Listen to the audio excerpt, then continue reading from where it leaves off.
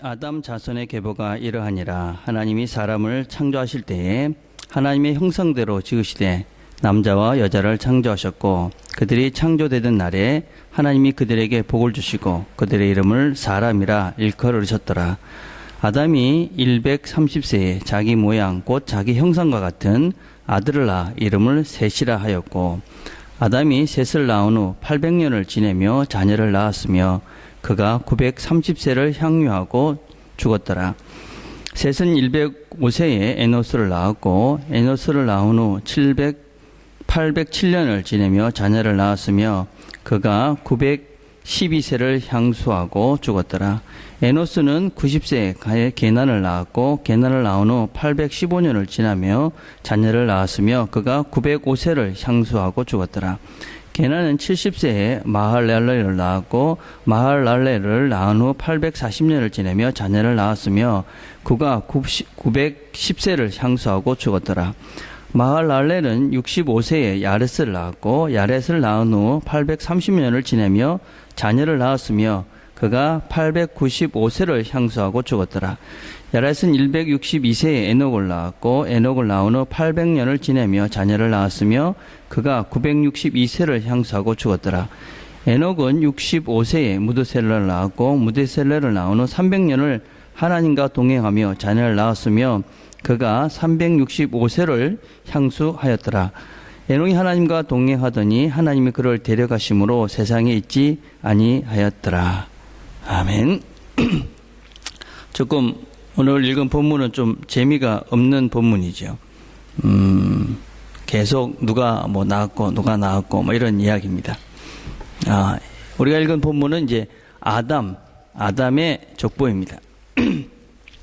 계속적으로 우리가 읽는 말씀 중에는 계속 하나님께서 이 사람을 어떻게 만들었다 하는 이야기를 계속하고 있습니다. 그래서 하나님의 형상대로 하나님께서 이 아담을 만들었다. 그리고 또 아담은 자기 형상대로 셋을 낳았다. 그렇게 이어집니다. 오늘 우리가 읽은 이 본문과 비슷한 족보가 누가복음의 족보입니다. 거기도 보면 사람의 시작이 어딘가, 인류의 시작, 그것은 아담, 그 위에 하나님이다. 이런 얘기를 성경은 계속적으로 하고 있습니다.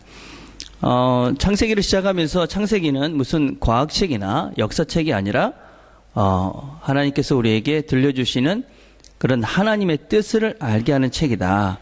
그랬습니다. 그래서 이 성경을 통해서 지구의 역사를 측정한다든지 또 이 성경의 역사를 통해서 세상의 역사를 동일시하는 그런 것들을 하면 안 된다. 이런 얘기를 했습니다. 그래서 우리가 성경을 간단하게 살펴보면 그런 대표적인 예가 오늘 읽었던 이런 족보들이 성경에 참 많이 나오는데 그 족보가 나올 때마다 사실은 성경은 조금씩 다 다릅니다. 대표적인 것이 마태복음과 또 구약과 누가복음에 나오는 족보들을 쪼그려 살펴보면 이 다윗까지는 거진 비슷합니다. 근데 그 다음부터 나오는 족보들을 보면 이렇게 다 틀립니다. 그러니까 누가 누구를 낳고 누가 누구를 낳고 이렇게 쭉 이야기하고 있는데 어느 순간에 가면 이것이 다 다르다는 것입니다. 왜냐하면은 성경을 기록하는 사람들이 우리가 생각하는 지금처럼 연대기적으로 사람을 이렇게 정말 누가 나와서 이렇게 기록한 것이 아니라 그 기록을 하는 당사자가 이 성경이 얼마나 중요한 사람, 그 사람을 기준으로 해서 기록을 했기 때문에 성경은 이것을 가지고 인간의 역사가 몇 년이다 이렇게 생각하는 것은 결국 옳지 않은 성경 해석이다라는 것입니다. 그래서 오늘도 우리가 이 족보를 통해서 기억해야 될 것은 무엇이냐면 우리가 하나님을 닮은 이 사람이 누구인가? 이 사람, 나는 하나님께서 자기의 형상을 따라서 지은 그런 존재다라는 것을 우리가 우리에게 계속적으로 말하고 있다라는 것을 기억해야 합니다. 그래서 성경은 우리가 하나님의 거룩한 형상을 따라서 지음받은 참 존귀한 자들이다 이렇게 얘기를 하면서 또 한쪽에서는 계속적으로 인간은 죄인이다 라는 것을 반복적으로 이야기하고 있습니다. 인간은 죄인이다. 너희들은 죄인이다. 로마서 3장 23절에 보면 모든 사람이 죄를 범하였으므로 하나님의 영광에 이르지 못하였다. 그렇게 이야기합니다. 그래서 우리 모두는 하나님의 존귀한 존재로 지음을 받았는데 또 우리는 계속적으로 죄를 짓는 죄인이다 라는 것을 성경은 계속 우리에게 이야기하고 있다는 것입니다. 그래서 우리가 이 두 개의 모습이 항상 우리 가운데 이렇게 같이 공존하면서 늘 딜레마에 빠질 때가 참 많습니다. 나는 이런 존재가 아닌데 나의 삶은 이런 죄의 결과로 내 모습이 나타나기 때문에 나는 항상 혼란스러운 것이죠. 그래서 우리는 우리의 본질은 거룩한 하나님의 형상대로 만드신 그런 거룩한 존재이고 내 상태는 죄를 짓는 그런 어리석고 참 악한 모습으로 살아가고 있는 게 우리의 모습이라는 것입니다. 근데 성경은 계속적으로 이 두 가지를 이야기하면서 어떻게 살라고 이야기를 하는 것 같습니까? 너희들이 그런 상태니까 계속 죄를 지으며 살아라. 그런 것이 아니겠지요. 너희들이 그렇게 살지만 원래 너네들은 그런 존재가 아니라 하나님의 형상으로 만든 그런 거룩한 존재니까 너희들이 살아가야 될, 너희들이 바라보고 가야 될 길은 바로 하나님의 형상, 그 모습이다 라는 것을 이야기하고 있는 것이죠. 그래서 골로새서 1장 28절에 보면 우리가 그를 전파하여 각 사람을 권하고 모든 죄로 각 사람을 가리킴은 각 사람을 그리스도 안에서 완전한 자로 세우려 함이니. 또 마태복음 5장 48절에는 그러므로 너희의 하늘 아버지께서 완전하신 것 같이 너희도 완전하라. 그래서 하나님께서는 우리에게 너희들의 원래 본질이 하나님의 거룩한 존재로 만들었기 때문에 너희들이 바라보고 나가야 될 방향이 어디냐? 완전한 하나님의 그 모습, 하나님처럼 거룩하고 의롭고 그리고 사랑의 풍성한 존재가 되어야 된다라고 성경은 우리에게 계속적으로 이야기를 하고 있는 것이죠. 그래서 우리는 어디를 향해서 가야 되느냐? 하나님의 완전을 향해서 나가야 합니다. 근데 그것이 하루아침에 이루어지지는 않습니다. 여러분들이 내가 갑자기 어느 날 갑자기 트랜스포머처럼 변신해서 어저께까지 엉망으로 살던 사람이 오늘 갑자기 내가 거룩한 존재가 된다. 그런 건 있을 수가 없습니다. 그래서 신앙에는 보통 우리가 4단계가 있다고 이야기합니다. 4단계가 있는데 첫 번째 단계는 영접의 단계가 있습니다. 영접의 단계. 그러니까 처음에 내가 예수를 믿기로 작정을 한 단계입니다. 그래서 배움을 통해서 내가 그렇구나. 예수님께서 나의 죄를 위해서 다 용서해 주시고 또 십자가에 죽으시고 내 죄를 다 용서해 주셨구나 라는 것을 배우고 알고 그래서 그래 내 죄를 예수님께 구하면 내 죄가 사해 주는구나 그런 것을 알고 믿기로 작정하는 것입니다. 이제 우리가 나중에 교제하고 난 다음에 오늘 믿음에 대해서 배울 것인데 그럼 그 믿음이 뭔가 하는 건 구체적으로 좀 이따 얘기를 하려고 합니다. 그래서 첫 번째 단계가 이 영접의 단계입니다. 사람들은 이렇게 예수를 이렇게 영접하면 나는 예수 믿는 거구나 라고 생각하는 사람들이 있는 것 같습니다. 여러분 그거는 예수 믿는 것이 아니라 예수를 믿기로 작정한 것입니다. 그걸 예수 믿는다라고 이야기하면 안 되는 것이지. 두 번째 단계가 있습니다. 두 번째 단계가 뭐냐면 내적 싸움의 단계입니다. 예수를 믿고 나면 내적인 싸움이 시작이 되어야 합니다. 무슨 얘기냐면 내가 하나님의 뜻대로 살려는 것과 세상의 욕심과 세상의 이런 여러 가지 것들을 따라 살려는 이 두 가지 마음이 충돌이 돼서 싸움을 합니다. 나는 아무런 갈등이 없이 열심히 세상의 뜻대로 내가 육체가 원하는 대로 살아갑니다. 그러면 그 사람은 정말 예수 믿는 거 맞나? 이렇게 생각하셔야 됩니다. 예수를 믿으면 갈등해야 됩니다. 충돌이 일어나고 세상의 가치관과 하나님의 가치관이 충돌이 일어나기 때문에 본질적으로 내가 하나님의 뜻대로 살라는 것은 희생하고 사랑하고 나누고 손해보고 이런 것들이잖아요. 그런데 세상은 어떻습니까? 더 많이 갖고 네가 더 많이 취하고 더 많이 욕심을 부리고 이게 너희들이 가야 될 삶이다라고 이야기하기 때문에 이 두 가지가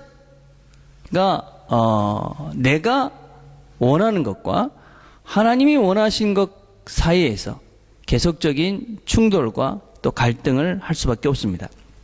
그래서 두 번째 단계는 예수를 믿고 나면 이런 내적인 갈등의 단계가 있어서 계속적으로 반복적으로 왜 이렇지 내가 이렇게 살아도 되겠나 하는 반성과 동시에 후회를 하고 또 그래서 계속적으로 내가 갈등의 관계를 이어져 갑니다.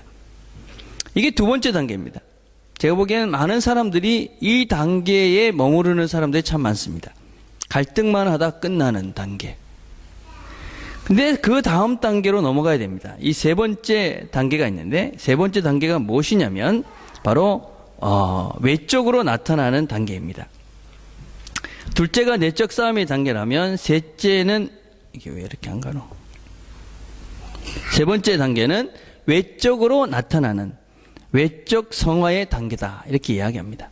이게 무슨 얘기냐면 내가 이제 예수를 믿고 갈등을 하고 이런 것들을 하나님의 뜻대로 이제 내 삶을 바꿔나가기 시작하면 그러면 나의 외적으로 드러나는 삶의 모습들이 달라지는 것입니다. 속사람이 달라지는 것이죠. 그래서 그전에는 내가 계속 죄에 못 이겨서 죄의 습관대로 따라서 계속 살았는데 이제는 그런 것보다는 죄를 안 짓고 하나님의 뜻대로 사는 것입니다. 뭐 돈의 씀씀이도 그전에는 그냥 계속 쓸모없는 것들에 내가 살았다면은 이제는 다른 돈의 씀씀이가 나타납니다. 직장 생활에서도 변화가 나타납니다. 사람을 만나는 데서도 변화가 나타납니다. 그래서 내가 가지고 있는 것들 또 내가 누리는 것들에 대해서 참 감사하고 만족하는 삶을 살게 되어집니다. 그럼 어떤 사람은 이렇게 내적인 성장 쪽으로 가고 어떤 사람은 계속 내적으로 그냥 갈등만 하고 마치는가? 어떻게 우리가 이 내적인 갈등 상태에서 외적으로 그런 성화된 모습으로 변화될 수 있는가? 그거는 여러분들이 무엇을 많이 여러분 내부에게 주느냐에 따라 달라집니다. 그래서 우리가 신앙생활을 하면서 하나님의 은혜로 구원을 받지만 우리의 신앙의 여정을 걸어가면서 우리가 힘쓰고 애써야 할 부분들이 있습니다. 근데 그거를 어떻게 하느냐에 따라서 내가 하나님의 사람으로 변화되기도 하고 그냥 제자리 걸음을 하기도 합니다. 제가 참 좋아하는 예화가 어떤 이야기냐면 그 인디안 그 할아버지 이야기입니다.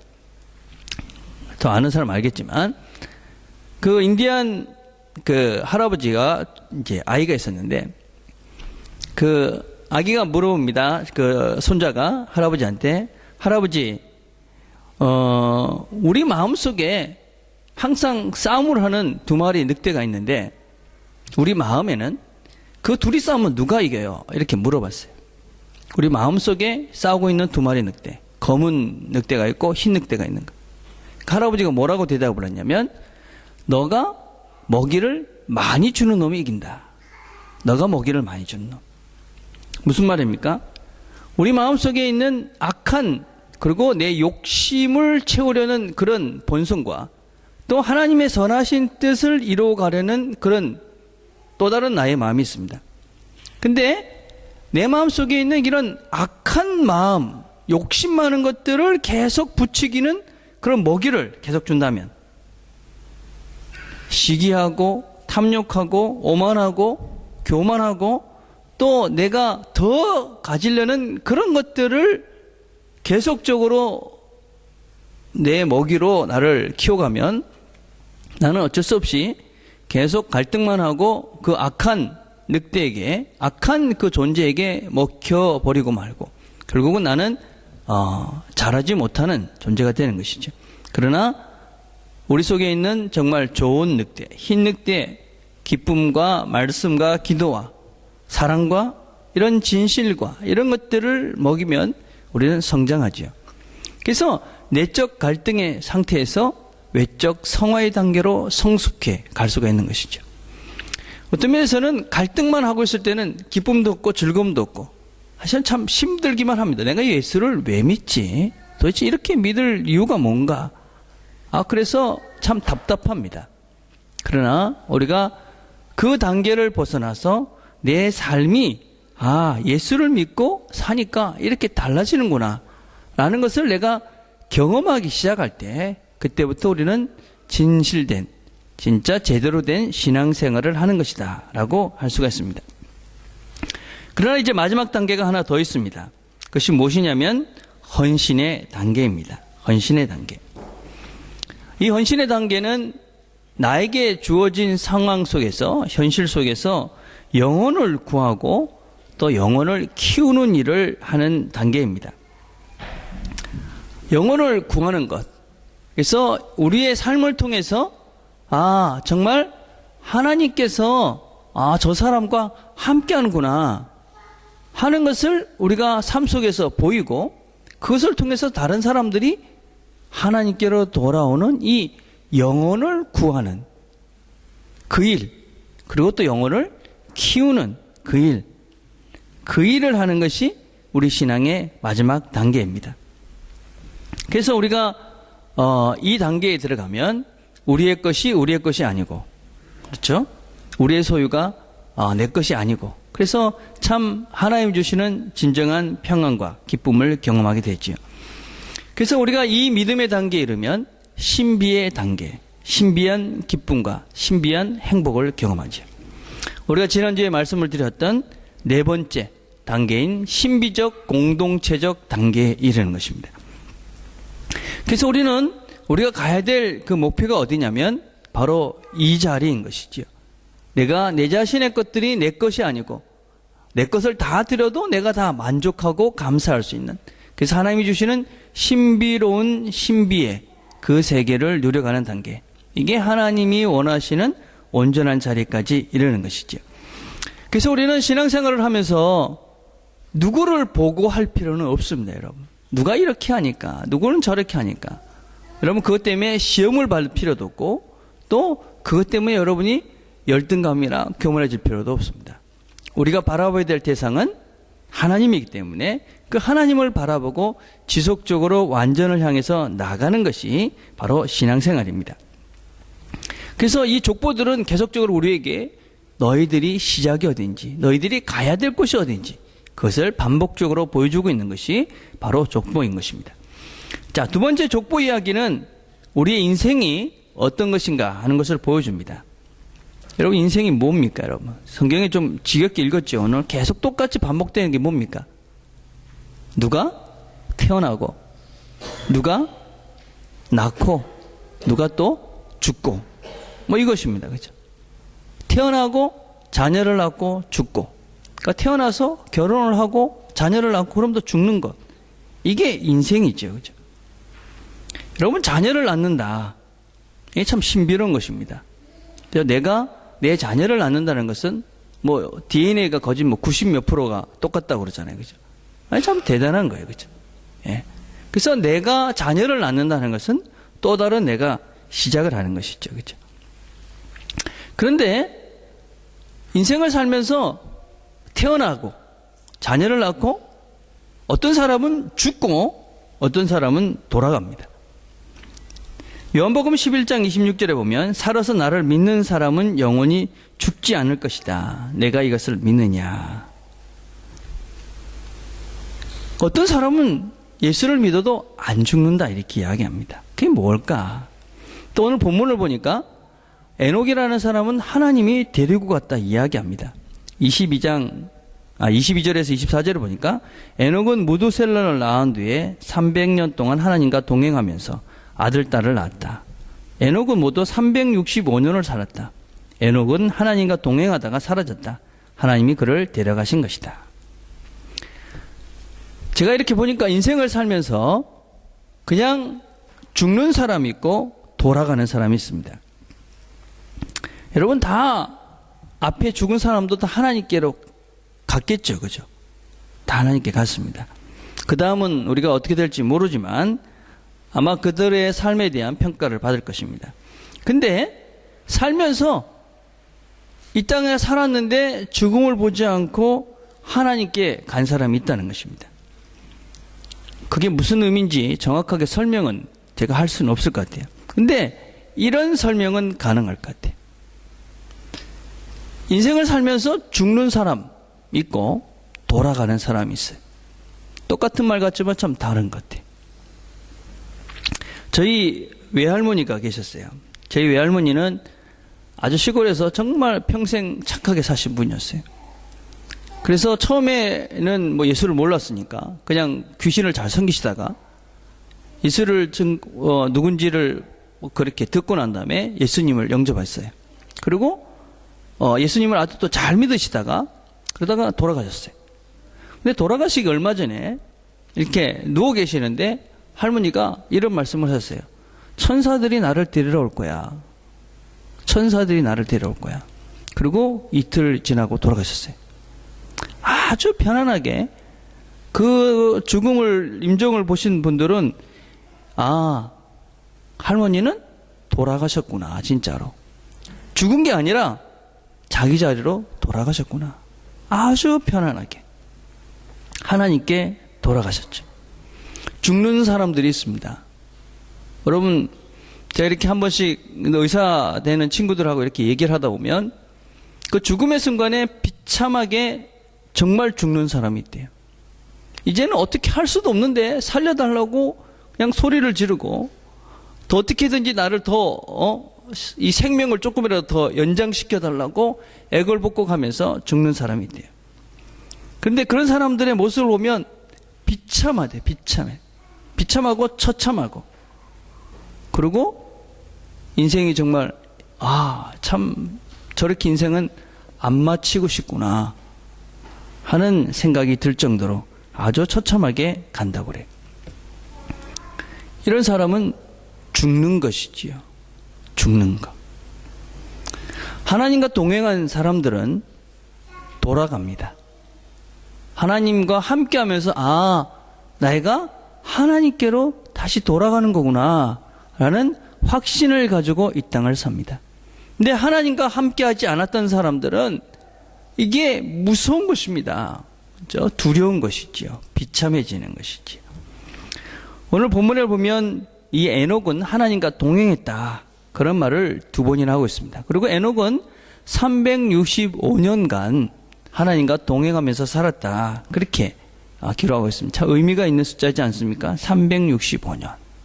예. 하나님과 동행한다는 것은 무엇일까요, 여러분? 하나님과 동행한다는 것. 그것은 늘 내가 하나님 안에 있구나. 하나님 안에 내가 있다는 것을 느끼며 살아가는 것입니다.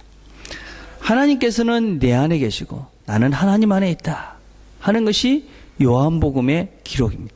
요한복음을 보면 예수님께서는 계속적으로 내가 너희 안에, 너희가 내 안에. 그래서 우리가 그 하나님 안에 우리가 있다 하는 것을 계속적으로 이야기합니다. 고린도서 3장 16절에 보면 여러분은 하나님의 성전이요 하나님의 성령이 여러분 가운데 계시다는 것을 모르십니까? 무슨 얘기냐면 하나님의 성령이 우리 안에 있는 거예요. 그래서 우리는 항상 하나님 안에 있는 것이고 내 안에 하나님이 있는 거예요. 우리가 잘 아는 복음성가 중에 그런 거 있잖아요. 나의 등 뒤에서 나를 도우시는 주. 이런 찬양 있잖아요. 나의 등 뒤에 계신 주님. 나를 도우시는 주님. 이걸 늘 경험하며 사는 사람들. 그것을 누리며 느끼며 사는 사람들. 이런 사람들은 하나님과 동행하는 사람들이에요. 여러분 어떤 것 같아요? 여러분 하나님의 임재를 느끼면서 그렇게 삽니까? 자, 2번째 하나님과 동행한다는 것은 이 세상의 모든 천지 만물 속에서 늘 하나님의 임재를 느끼며 사는 것입니다. 자연 환경 속에서.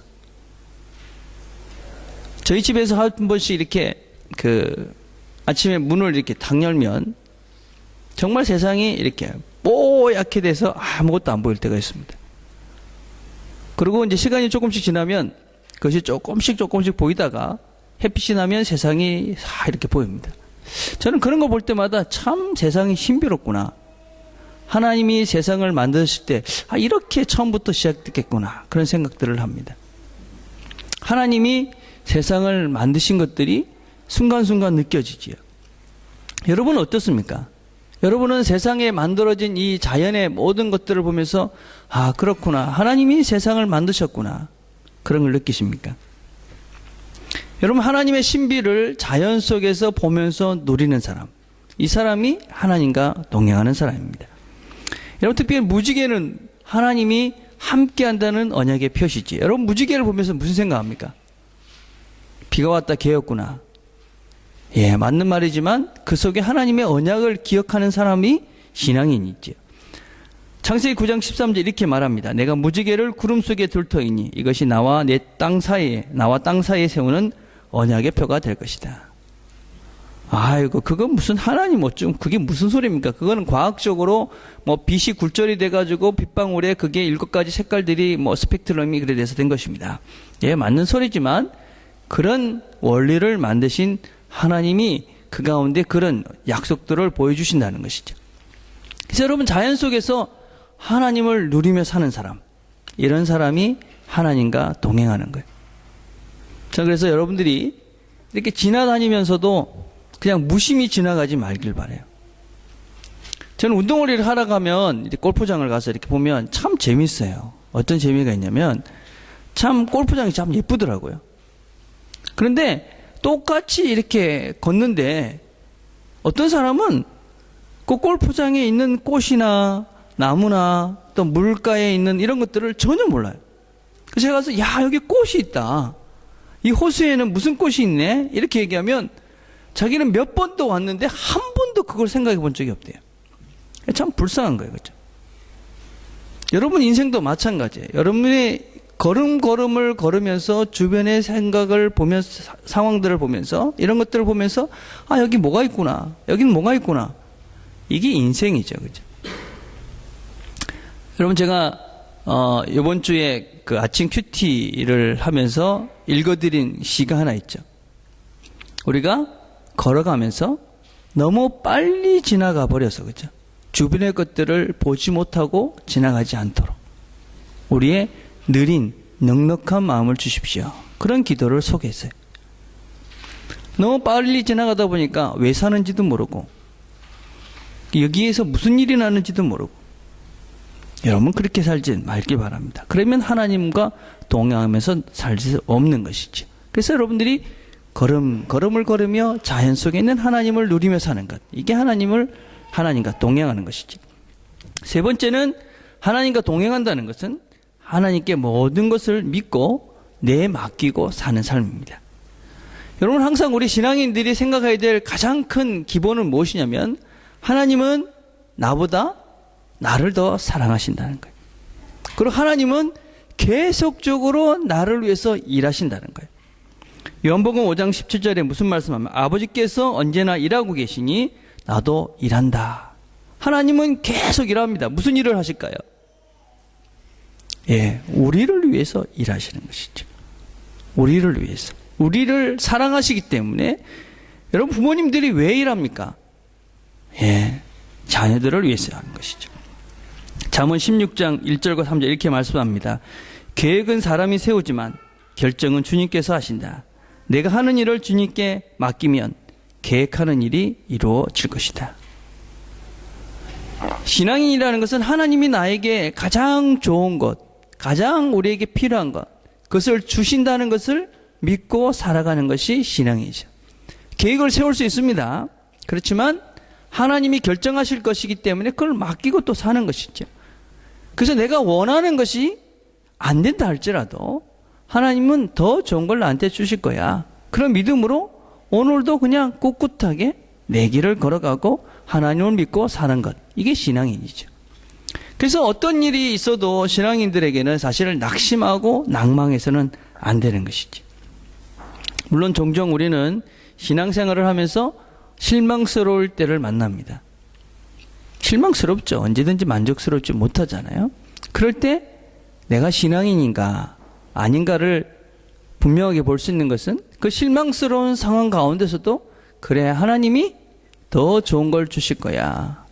그런 믿음으로 일어날 수 있는 사람들이 신앙인이고, 뭐 세상이 끝난 것 같이, 그건 신앙인이 아닌 것이죠.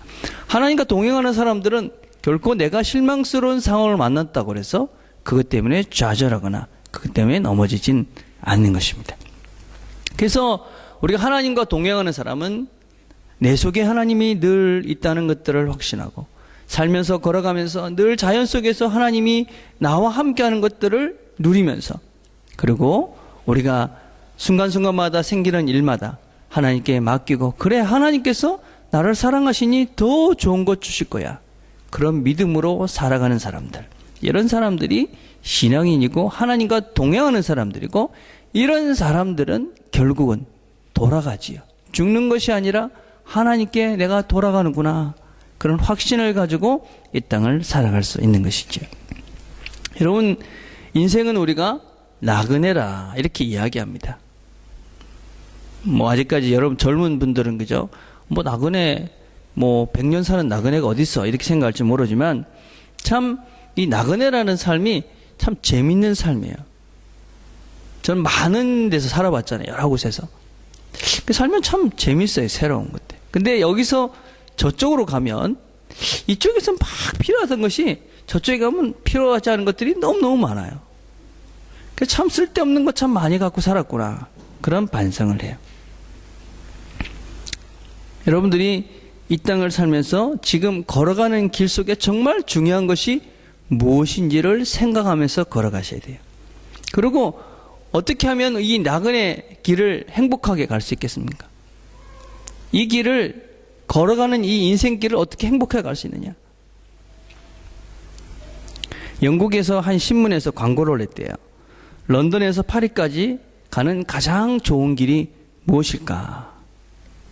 그런 광고를 했는데 무엇이었겠어요? 영국에서 런던에서 파리까지 가는 가장 좋은 길은 사랑하는 사람과 같이 가는 것이다. 그랬어요. 사랑하는 사람과 같이 가는 것. 인생도 마찬가지죠. 우리가 한 번도 가지 않는 이 인생길을 걸어가는데 어떻게 하는 것이 가장 행복하고 즐거운 길이 될 수 있을까? 첫째는 사랑하는 사람하고 같이 가는 거예요. 결혼 잘하셔야 돼요. 그래서 결혼을 잘하세요. 두 번째는 하나님과 함께 가는 것이죠. 이 땅을 만드시고 운행하시는 그분과 함께 걸어가는 것이 가장 안전하고 가장 행복하고 가장 즐거운 길이 될 것입니다. 우리 트리니티 가족들은 우리가 가야 될 목적지를 정확하게 보시고 그 길을 인도하시는 하나님과 함께 걸어가므로 우리가 마지막 순간 하나님께 돌아가고 하나님이 우리를 데려가는 것들을 경험하는 그런 인생의 아름다운 마무리를 해가는 저와 여러분들이 다 되기를 간절히 바라겠습니다. 기도하겠습니다.